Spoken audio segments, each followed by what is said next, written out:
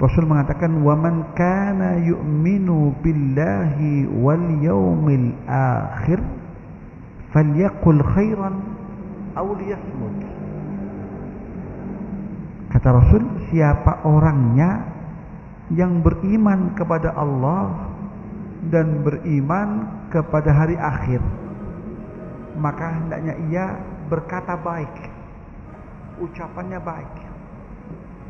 Atau kalau dia tidak punya ucapan yang baik, maka hendaknya dia diam. Lebih baik dia bersikap diam. Itu di antara ajaran Islam. Bahkan itu merupakan prinsip dalam Islam. Seyogyanya seorang muslim itu membatasi kata-katanya,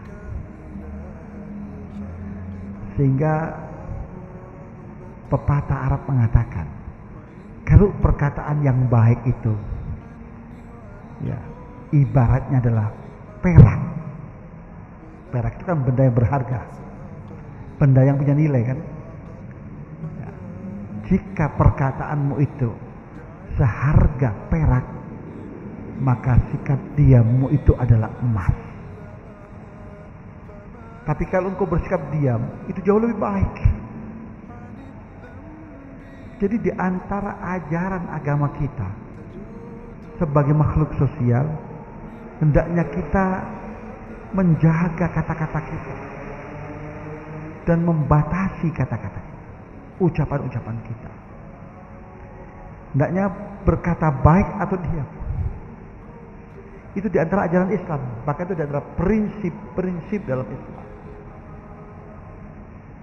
Jadi seyogyanya kalau Islam itu, Muslim itu menjalankan ajaran agamanya, maka nggak ada seorang Muslim itu yang menyebar informasi-informasi yang tidak benar, menyebar fitnah, mengadu domba, dan berkata kata-kata yang tidak ada manfaatnya. Itu tidak akan pernah dilakukan, karena prinsip dalam agamanya adalah kalau ia benar-benar beriman kepada Allah dan beriman kepada hari akhir, hendaknya ia berkata baik, perkataannya itu baik, bermanfaat untuk orang lain, atau dia bersikap diam. Nah, 3 nilai dan dikaitkan dengan eksistensi keimanan seorang mukmin, dan 3-tiganya ini bersifat sosial, bukan dikaitkan dengan nilai-nilai ibadah yang formal. Tetapi 3 sikap ini juga termasuk ibadah. Ya, bersikap, berkata baik atau diam, ini ibadah. Menggalang tali silaturahmi itu ibadah. Memuliakan tamu itu ibadah. Karena dalam prinsip Islam, ibadah itu dibagi menjadi 2. Ada ibadah yang sifatnya formal, yang dalam bahasa agama disebut ibadah mahdhah, dan ibadah yang sifatnya informal, yang disebut dengan ibadah ghairu mahdhah. Adapun ibadah yang mahdhah itu terbatas. Salat terbatas pelaksanaannya. Bahkan di waktu-waktu tertentu salat itu diharamkan. Puasa di waktu-waktu tertentu diharamkan. Haji di waktu-waktu tertentu pelaksanaannya hanya di waktu-waktu tertentu saja, tidak di sembarangan. Ibadah-ibadah yang formal ini justru terbatas, sementara kalau ibadah informal nggak terbatas.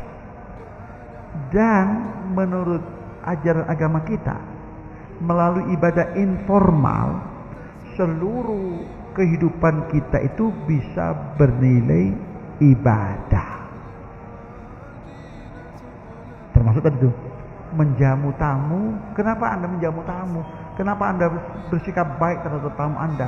Kenapa Anda memuliakan tamu Anda? Jawabannya karena ini ibadah.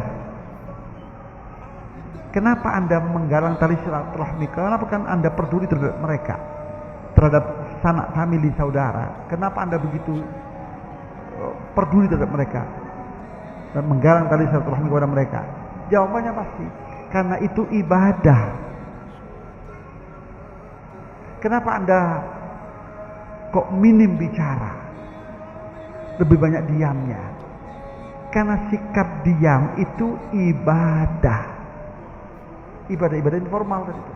Nah, ini banyak, nggak terbatas. Sehingga kita sebagai umat Islam itu bisa memaksimalkan seluruh kehidupan kita seiring dengan desa nafas kita itu bisa bernilai ibadah.